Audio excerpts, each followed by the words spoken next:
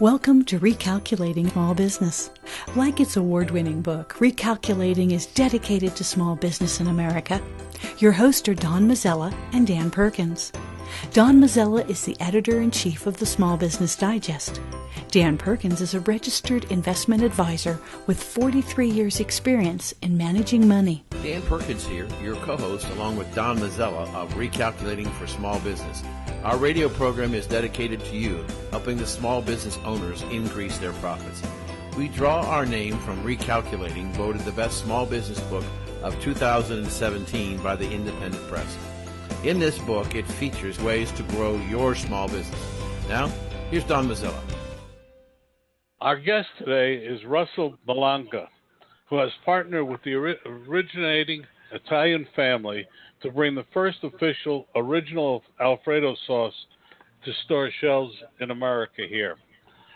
Russell, welcome to the program, and tell us about how you got involved in this whole process, and what are you doing to bring this, what I consider a very, very good Alfredo sauce to American taste.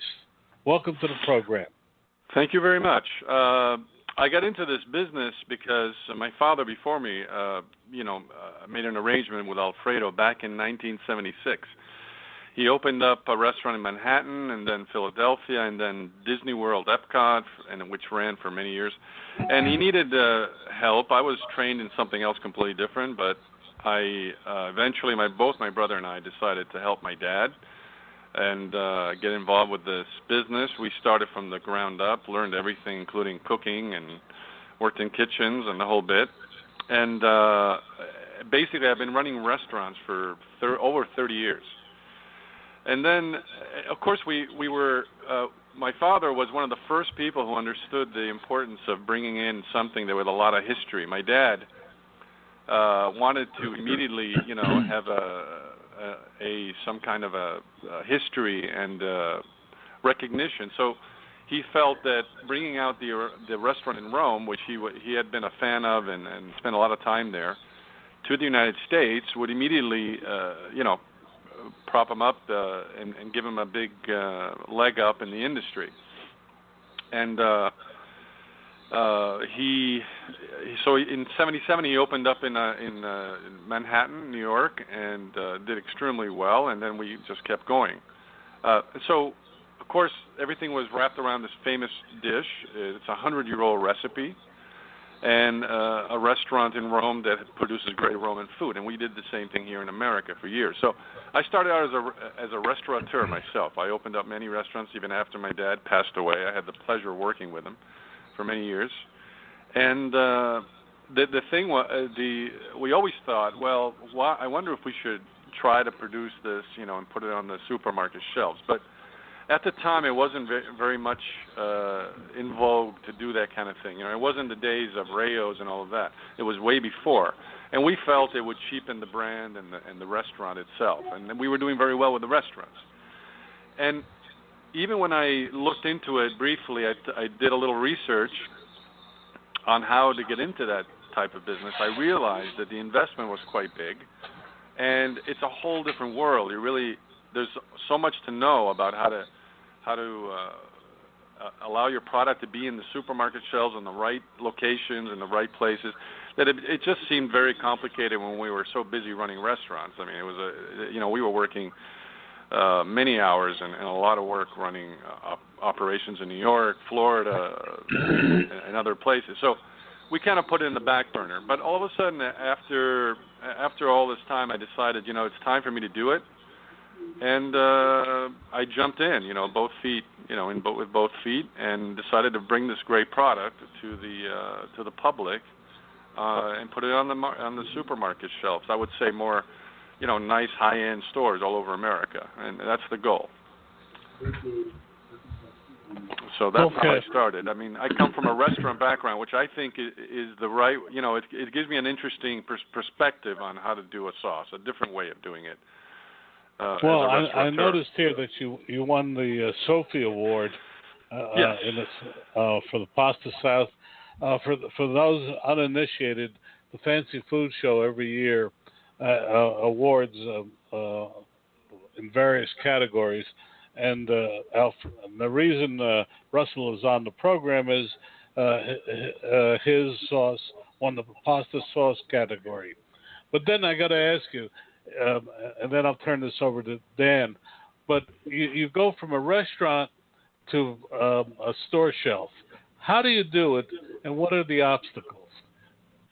Well, there is a lot of obstacles in a way, and you have to sort of take, there's some good things about being a restaurateur and thinking like a restaurateur, but at the same time, you have to also try to understand that you're in a completely different environment. The similarities, I suppose, is you need a lot of marketing. You need a lot of promotion and marketing and salesmanship, which actually, believe it or not, most restaurateurs are pretty good at all that. We have to do a lot of marketing, especially if you're a small business like us. We never had more than 3 or 4 restaurants in the United States. All of them were in amazing locations. They were big, and we were good operators. And I still am a restaurateur, and I'm still going to continue opening restaurants. It's in my blood. I don't think I can remove that.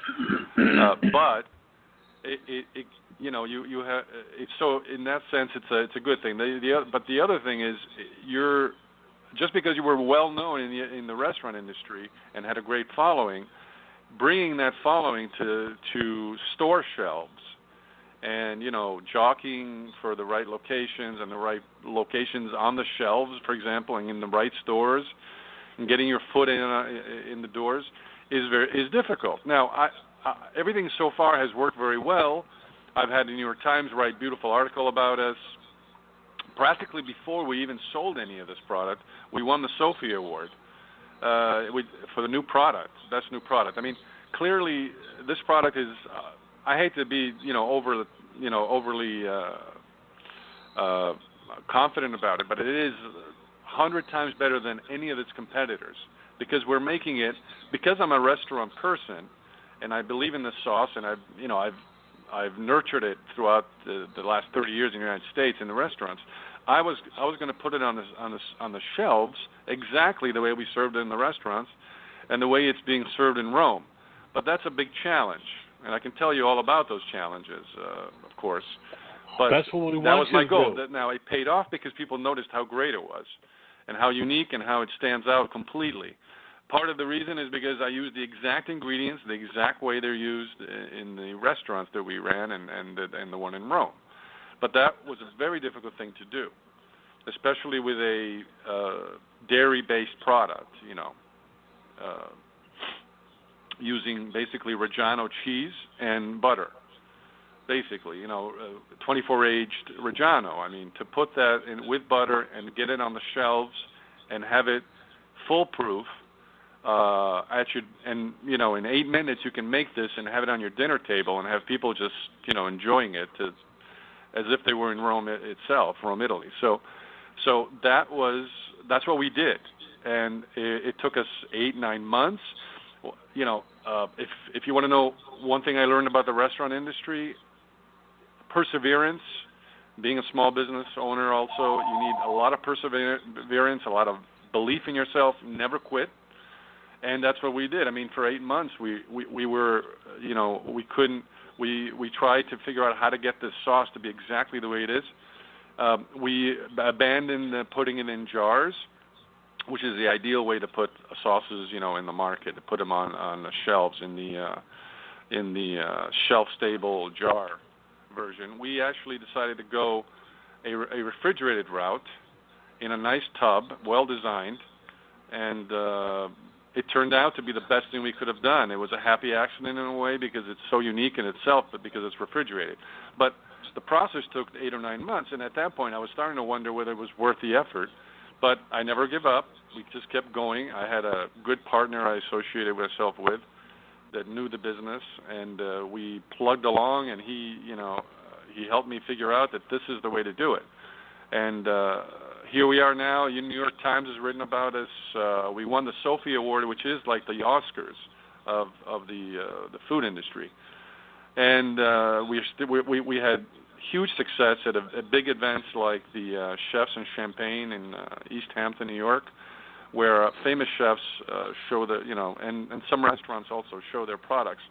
And we had a line for 3.5 hours nonstop. Everybody was talking about this sauce at this event. Almost 2,000 people were there. And at the food show, it was a big success. So, these kind of things have been coming along, and this really helps justify all the effort, for sure. Dan, do you have a question? Oh yeah, Russell. I have to tell you, I'm a lover of Italian food, and specifically fettuccine Alfredo.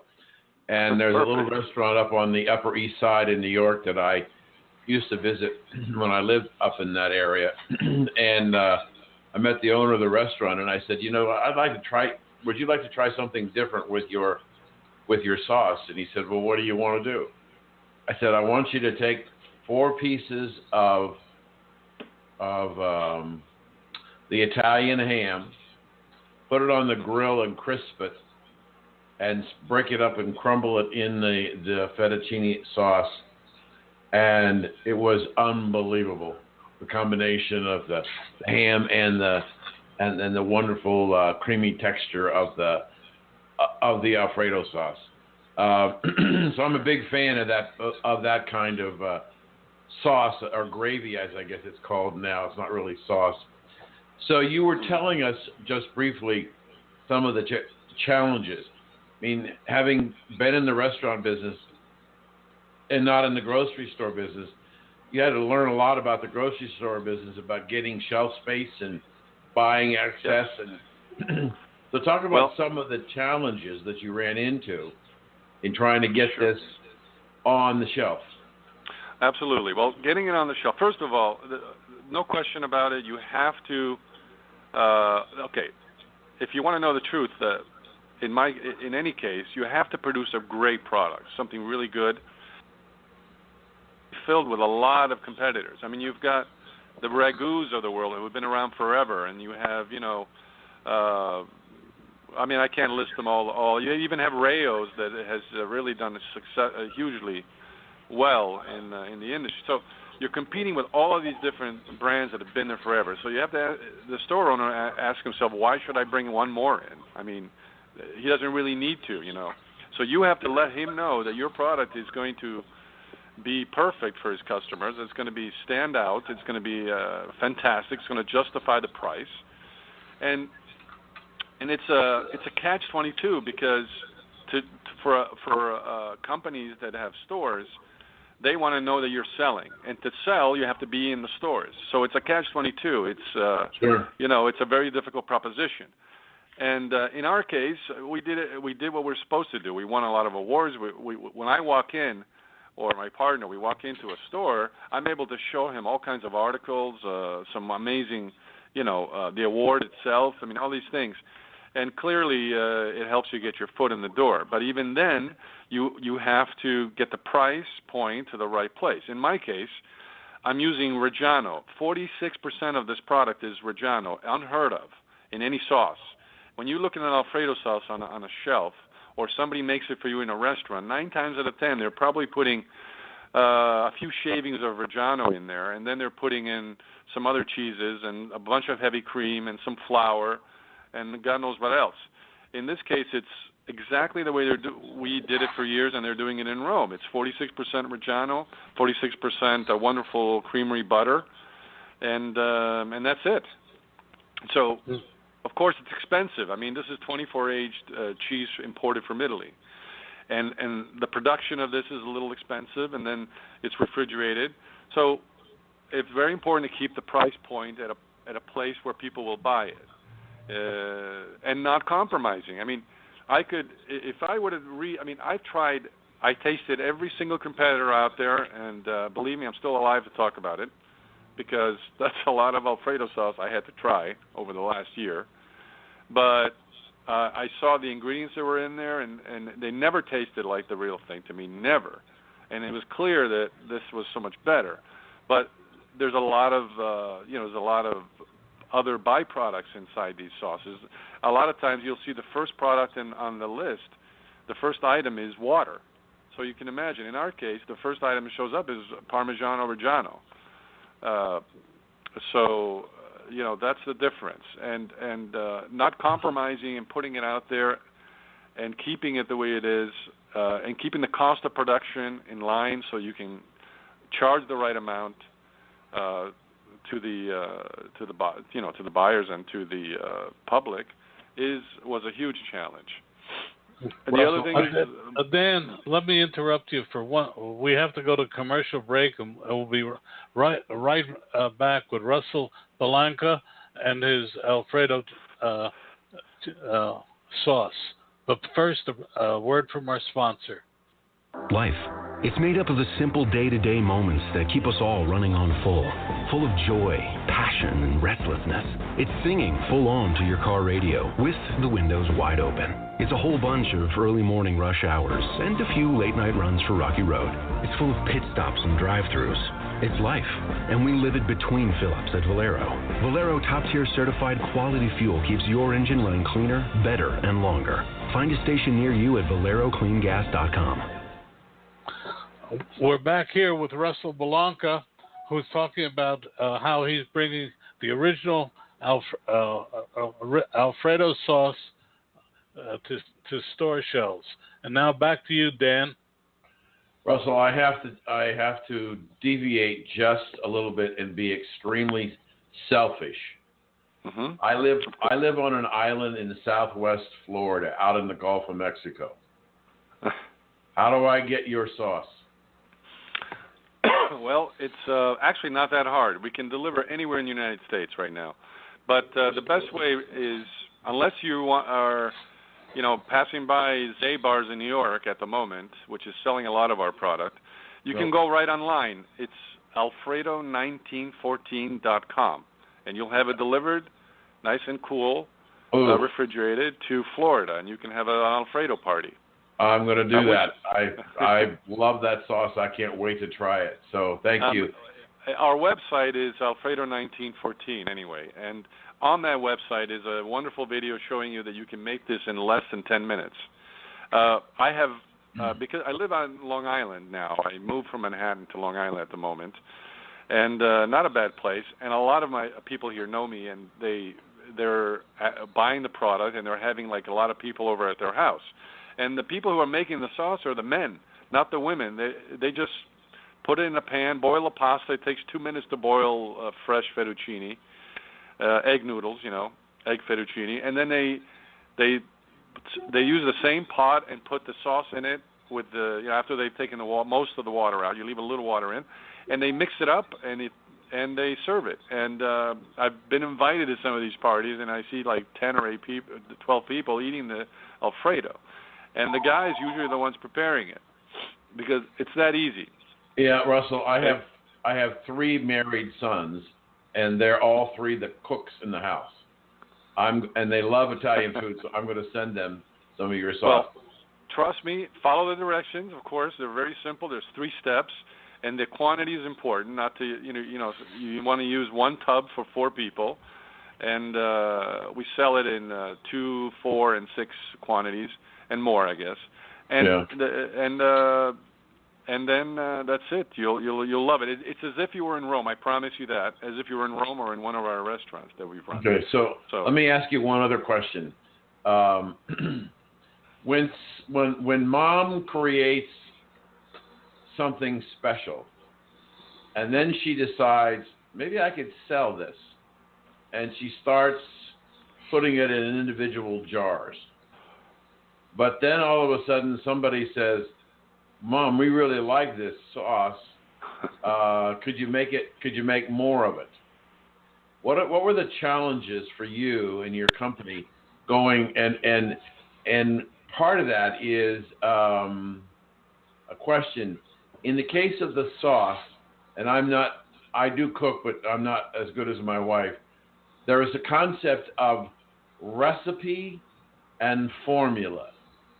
Where did this fall, and what were the challenges of sizing it to be able to mass produce it? Well, there's always a challenge. The challenge is, it depends how close you want to be in the flavor profile to what you started out with.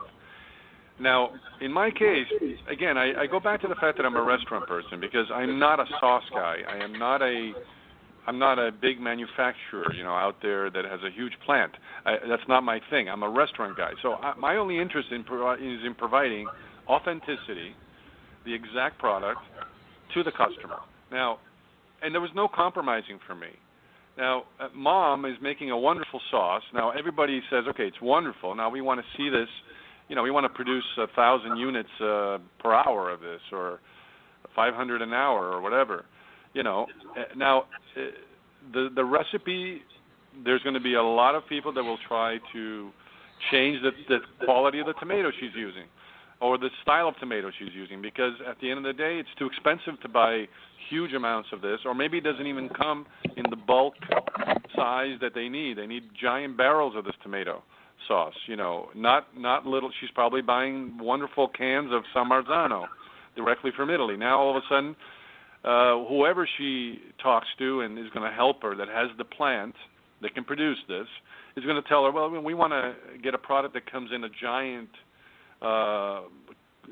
bins, almost the size of oil barrels, and her particular product may not come that way. So all of a sudden, the main ingredient, the tomato, she is being put in a position to maybe compromise on that. And let's move on to how she does it. Maybe she takes a long time to cook it, and that's why it's so good, or she does something special that a big plant can't do. So all of those things are going to eventually create maybe something that's not quite what you started out with.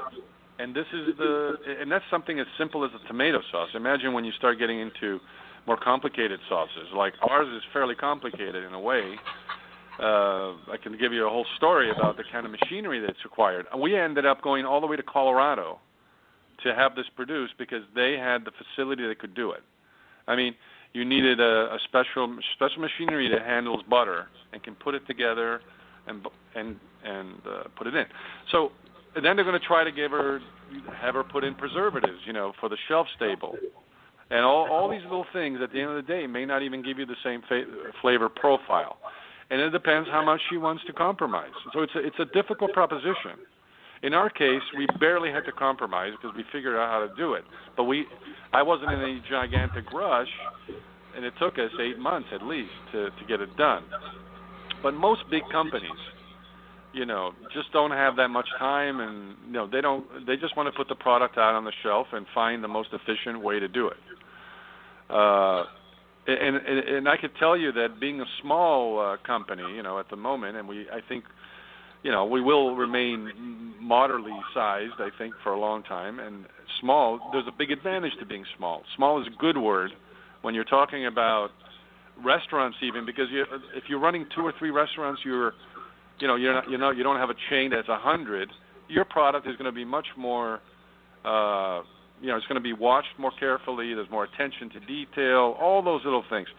I promote the fact that we're small and we do smaller batches, and the product is very unique and boutique-like, and it's a specialty product, and that's a good thing.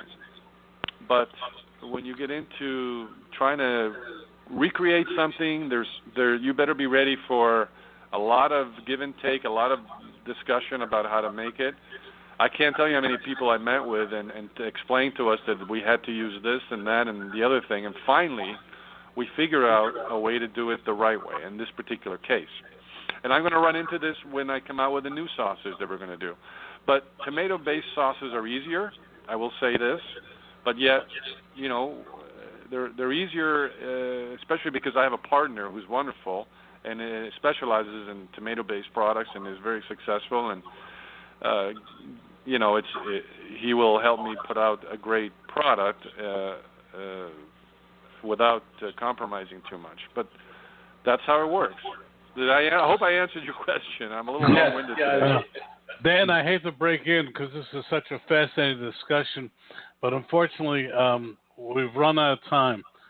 Russell Bellanca, tell us once again your website and how people can reach you. Absolutely. Alfredo1914.com. And everything is there, the history. There's a wonderful 100-year history that you can read about. You can order the sauce there. And you can also go on Instagram. It's Original Alfredo Sauce on Instagram. You will love our site. Facebook. I had to learn all about social media, something I didn't do as much of in the restaurant business. In this business, it's everything. So that's another little thing you need to know. Russell, thank you for joining us today. It was been an interesting conversation, and I'm really looking forward to ordering the sauce.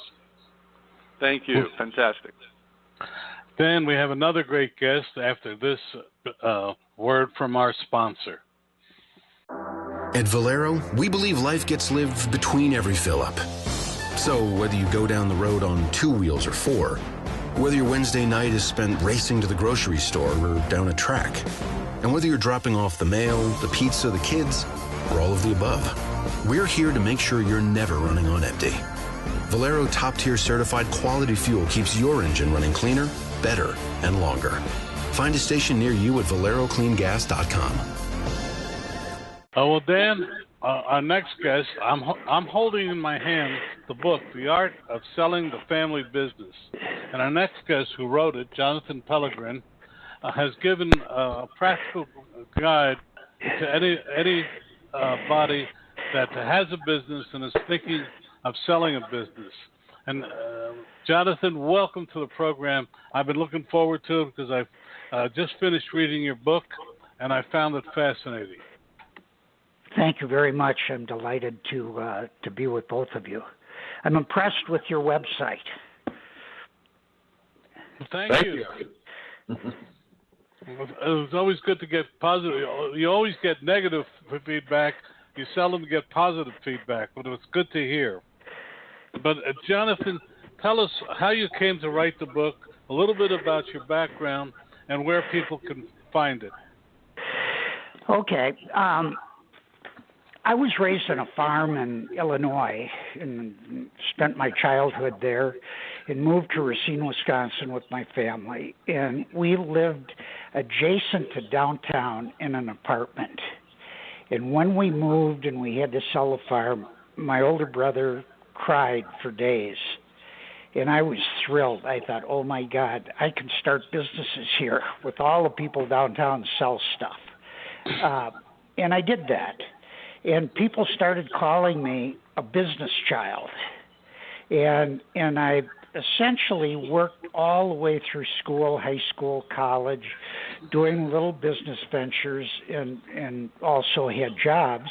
In fact, I took a pay cut when I took my first job offer and moved to New York in 1967. So that was my start, being very, very interested in business. And the book is available on Amazon.com. It's The Art of Selling the Family Company. It's available paperback as well as a Kindle version. But the thing that really drove me to write the book is I saw so many failures of companies that had lost their way and went broke, and I viewed that as a tragedy. And after I sold my company, I was invited to be an executive in residence at the graduate school, International School, the International School of Management and Development, Lausanne, Switzerland. And I was in the Family Business Center, and all of the professors talked about how it was a failure if families weren't able to make their companies go from generation to generation. And I listened to this for several months, and they felt that their mission was to help companies make it from generation to generation. And if they didn't, they labeled it a failure. And finally I said, this bothers me because I don't think it's really a failure if a company doesn't go from generation to generation. I mean, there are cases where it should, but there are cases where it shouldn't. But I think that losing a fortune is failure. And the senior professor kind of patted me on my head and said, why don't you write an article about selling family companies? And so I prepared an outline that I took him, and he was very quiet and shook his head, and then finally said, oh my God, this is an outline for a doctoral dissertation. Have you ever thought about getting your doctorate? And of course I said, no, the furthest thing in my mind. And he gave me a lot of advice about how I could do it, and that I would be accepted in a doctoral program, and that I could have fun doing it, because what I would be doing is going around Europe, South America, and the United States and Canada, talking to family people that had sold their companies and about their experience, talking to families that had decided to sell, but then their sales cratered for one reason or another, and people that went through the whole consideration process and ultimately decided that wasn't what they wanted to do. So it was a result of those experiences that caused me to accept the invitation to join the doctoral program, to interview families around the globe, and wrote a big dissertation, and with three of the family business gurus as my thesis committee. If I had it to do over again, I would have only had one guru and two junior professors, so I wouldn't have had to, sit through intellectual arguments. But I wrote the dissertation, and it was a great experience. And then I was going to spin it into a book, and I thought, well, gee, this will be easy. And it took me 18 years to write the book that you have in your hands. And I ultimately just boiled it down to the practical things that families could benefit from in reading it. Jonathan, can you summarize some of the practical things that's just in your book, and then I'll turn it over to Dan. Okay. The way the book is shaped is there are 4 stages in any process of selling a company or doing a generational transfer. And those stages are the exploration phase, the decision-making phase, the execution phase, and the aftershocks. And there are processes and protocols to follow in each stage. And I like to think of it as a professional pilot's pre-flight, in-flight, and landing checklists. And no matter how much a seller thinks he knows about this, it's easy to mess up and either leave money on the table or lose a fortune. This is serious business. And investment bankers and advisors want to take control of the process. They want to simplify it. They want to say to the people who are selling that as soon as you get a letter of intent, it's all but done. But advisors have a stake in the outcome of the process. And one of the tough lessons I learned is that while I was going through the process of selecting an investment banker, I was everybody's newest best friend. And once I signed the agreement with the investment banker, it didn't take me long to realize that his team was working harder on me to get me to accept the offers, terms, and conditions of the buyers than they were working on the buyers to accept my terms and conditions. And so it was a baptism by fire. And while they absolutely wanted me to be out of the process, that they'd handle it, and said, "Don't worry, we'll handle it," I said, "Wait a minute, this is my company until the wire transfer.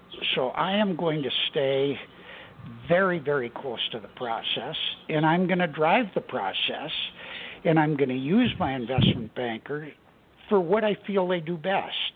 And we had a great outcome. And I was a student of the process every step of the way.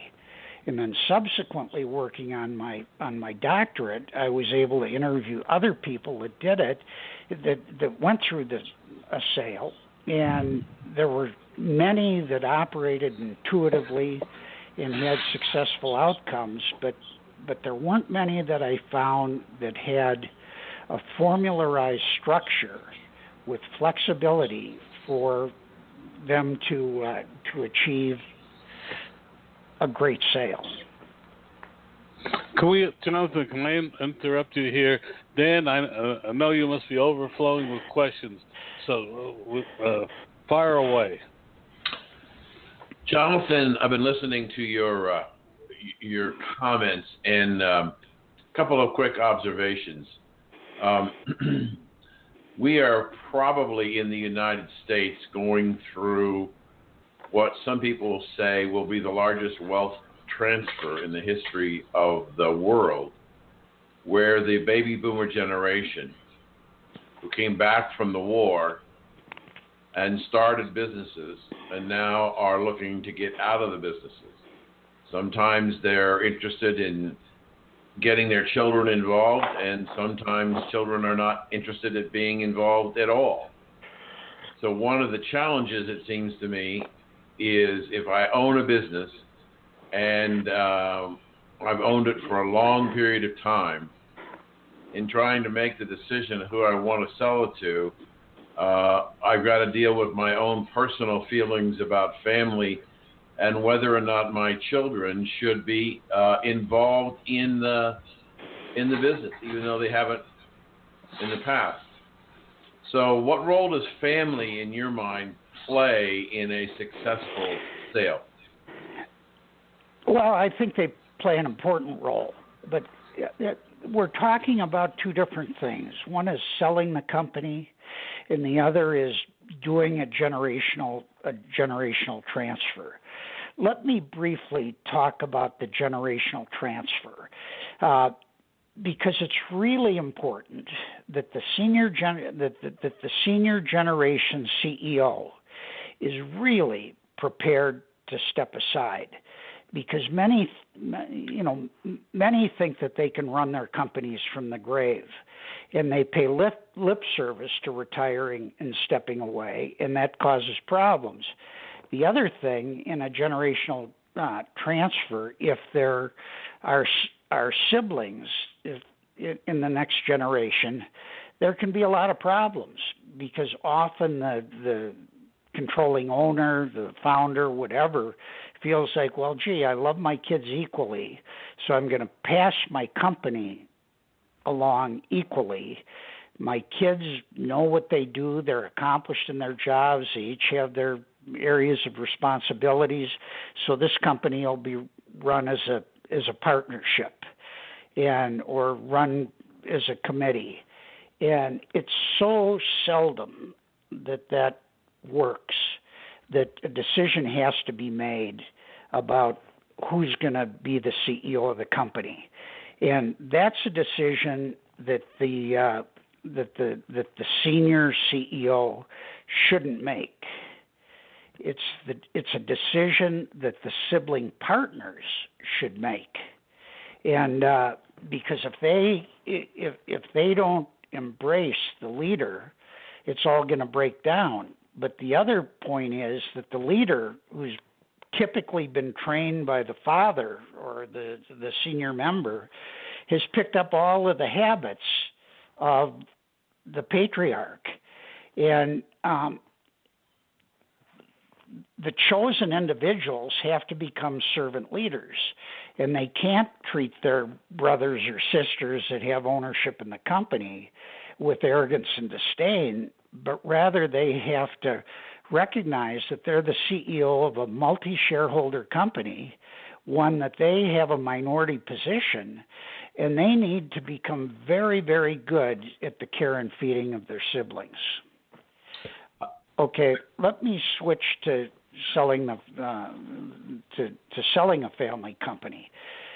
First of all, most companies are started as an outgrowth of the craft of the founder. and then if they're successful, if they have the right product, the right service, all of the attention, all of the things that allow them to grow into a business, suddenly it's a different kettle of fish. And rather than it really being a continuation of the craft of the founder, it's a very valuable asset that needs to have effective stewardship for the family. Are you with me? Yeah. Okay. So those are the two things, and then if you're going to pass the company to the next generation, it's pretty easy, particularly if you have talented kids, if you have somebody that's capable of emerging as the CEO and is supported by his or her siblings, not a problem.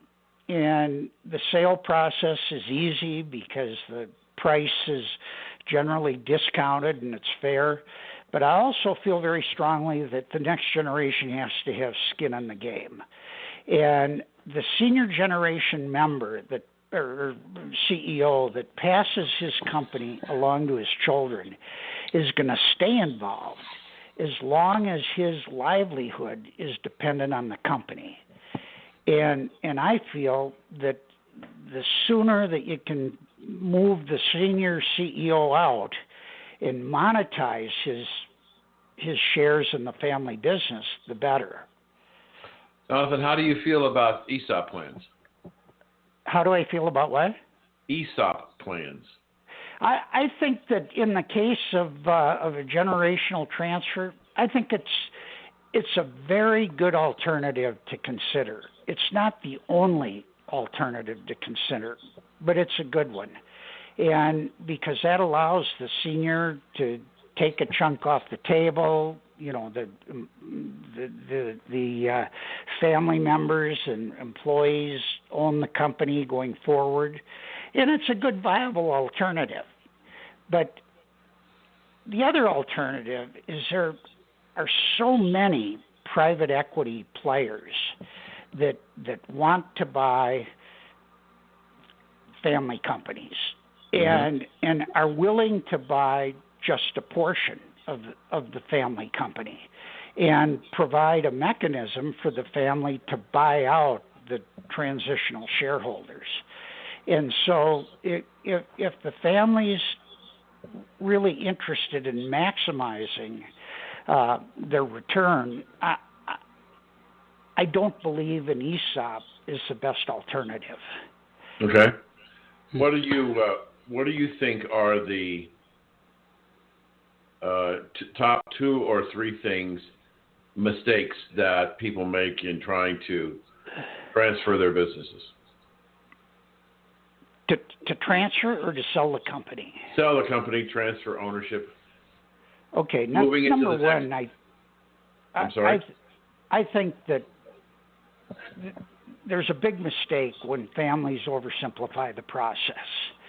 And investment bankers and investment advisors and brokers try to simplify and make it so, this is easy, this is just a transaction, and this is how we do it and what we do.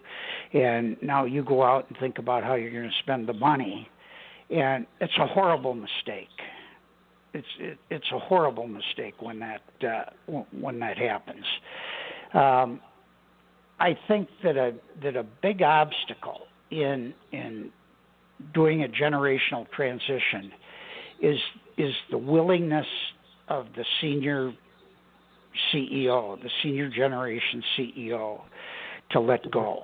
Mm-hmm. And I've seen so many circumstances where somebody has been named the CEO and the old man, it's maybe pejorative, but the old man is hanging around almost, like Peter Grace at W.R. Grace & Company. He went to board meetings the last couple of years on a gurney. It's ridiculous. So so the senior generation has to really recognize that it's time. It's time to pass it along, and it's time to get out. Well, speaking of time, I hate to break this up, but we have to stop here for a commercial.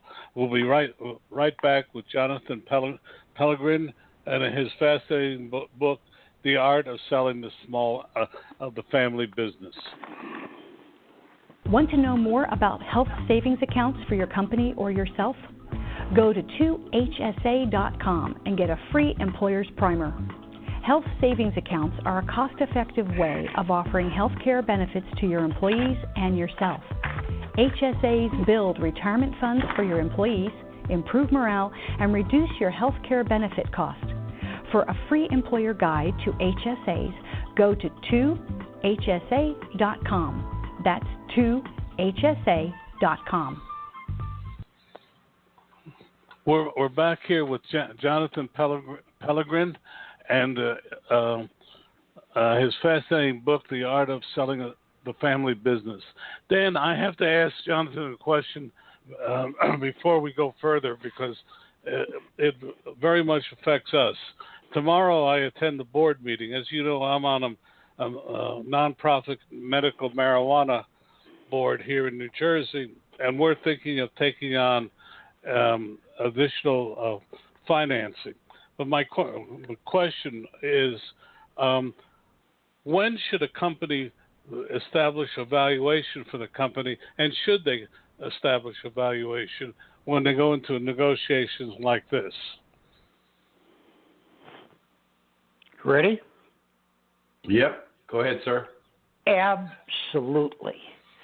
And the sooner that business owners can stop just thinking about the P&L and start thinking about cash flow and thinking about the balance sheet and thinking about their business is an asset, just like every other asset that they may own, and are always considering the risks of investment, the rewards, and so forth. And companies wait too long to do evaluation. And it's easy to initially get feedback on what a company's worth, because in every market segment there are companies that have been sold. And it's very easy to call a seller and have lunch with them or have dinner with them. And it's a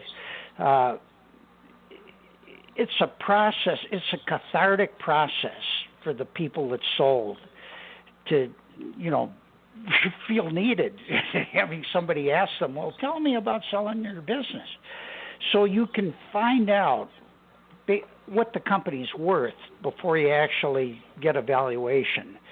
But if you reach a conclusion that, oh my God, and that's what happened in my case when I realized what my company was worth. I had a seismic realization that there was no euphoria that I could ever enjoy as a result of making it worth more money that would offset the despair I would feel if it was worth less. And I think that owners of small companies or family companies take too long to consider what the value of their company is and to monitor that on an annual basis, and so that they can make an informed decision about the risks and rewards of staying in the business and the outlook and so forth. And they may they may reach a point that they say enough is enough. I've got to either take it all off the table or take a good portion of it off the table and move on. Does that answer your question? Well, Jonathan, may I quote you? And I'm bringing copies of your book to the board meeting tomorrow and handing it out to the board members, because our biggest discussion is on the fact that we don't have a valuation, and we have all kinds of companies coming, throwing money at us, but offering what I consider paltry returns for that money. But that's for us to settle. But anyway, I'm going to turn it back. Let me just interrupt for a moment, and that's that it's really important for you to go to people that own, that owned marijuana dispensaries or whatever, marijuana businesses, and made the decision to sell.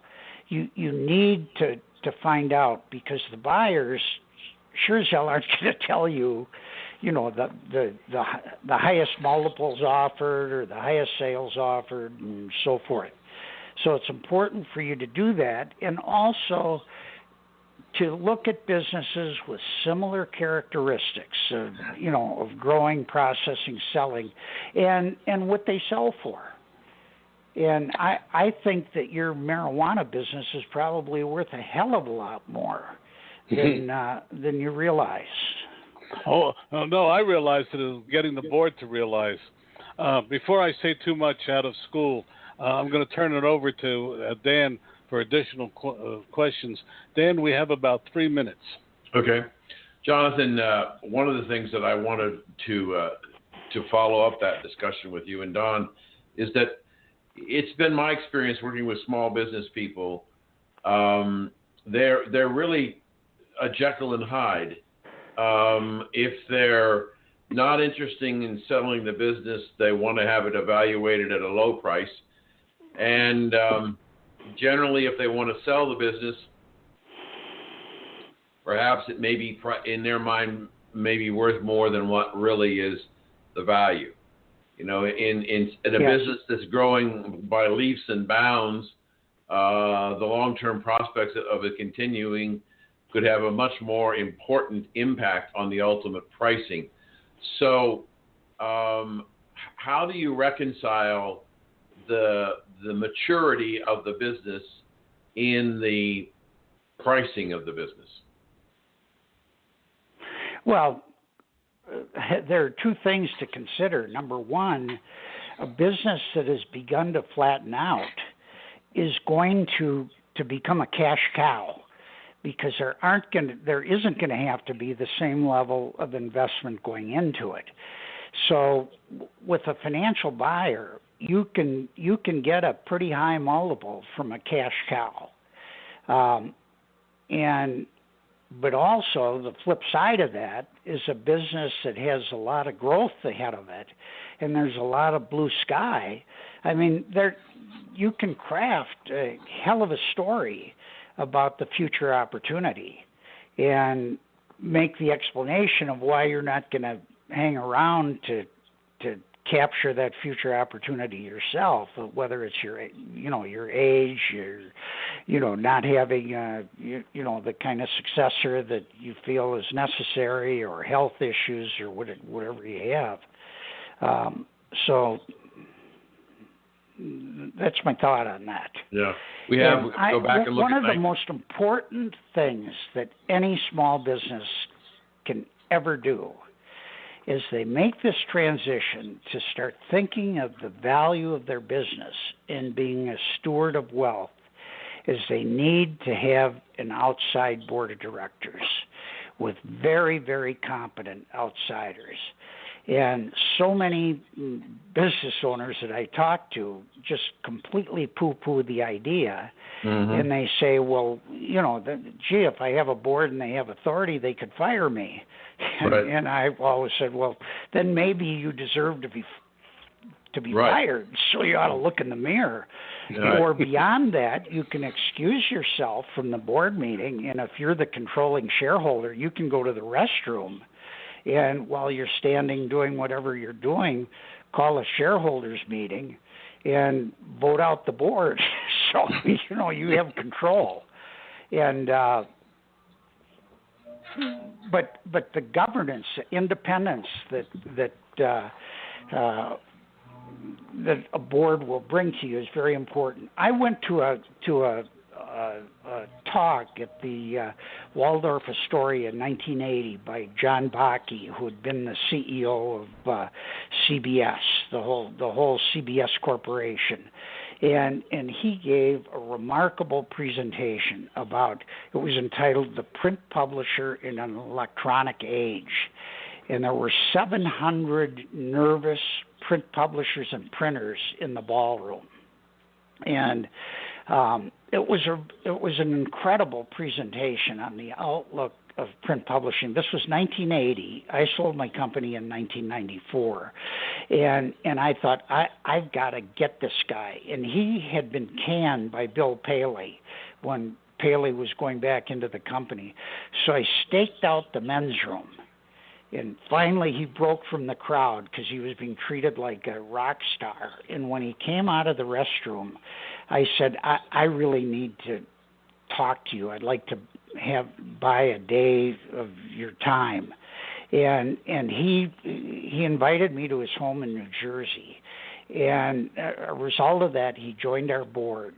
And he changed, having a director of that caliber. Then I got another director of that caliber because I was emboldened. I felt, hey, these guys will feel good about mentoring a young guy, but it completely changed the way our company thought and operated, the way that it was professionalized.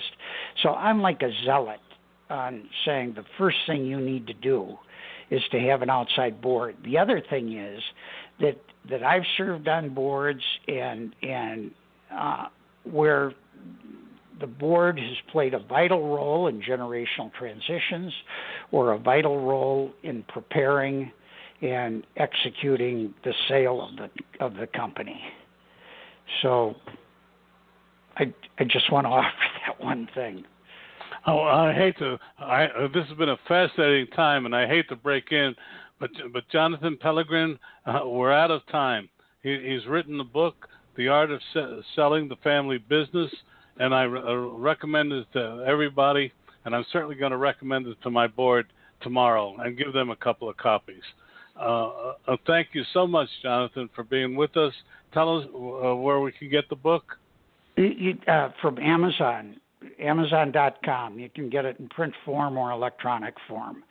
And my website is jonathanpellegrin.com. Spell it, Pellegrin. P as in Peter, ELLEGRIN.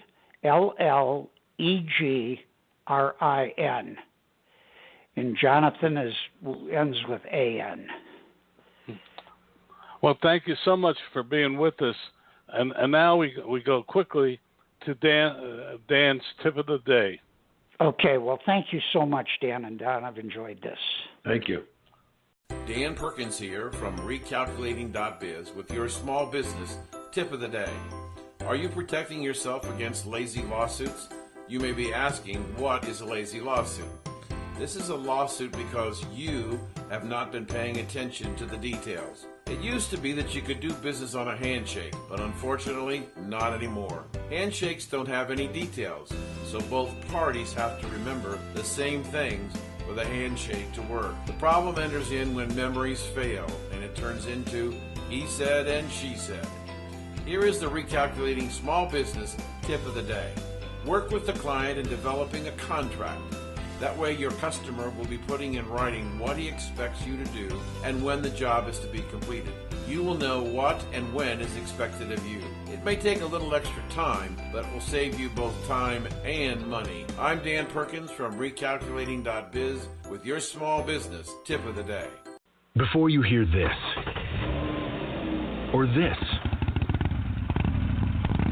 or even this, before you turn a key, step on the gas and let it rip. Before you get up and out and on the road, you have to be fueled by something. Make sure that something is Valero. Valero top-tier certified quality fuel keeps your engine running cleaner, better, and longer. Find a station near you at ValeroCleanGas.com. Want to know more about health savings accounts for your company or yourself? Go to 2hsa.com and get a free employer's primer. Health savings accounts are a cost-effective way of offering health care benefits to your employees and yourself. HSAs build retirement funds for your employees, improve morale, and reduce your health care benefit cost. For a free employer guide to HSAs, go to 2hsa.com. That's 2hsa.com. We had some very interesting guests today, and the selling the small business was a great tip. The women's issue on financing I thought was good. So hopefully our audience got a lot of good stuff out of today's show. Recalculating, a program designed to help you be successful.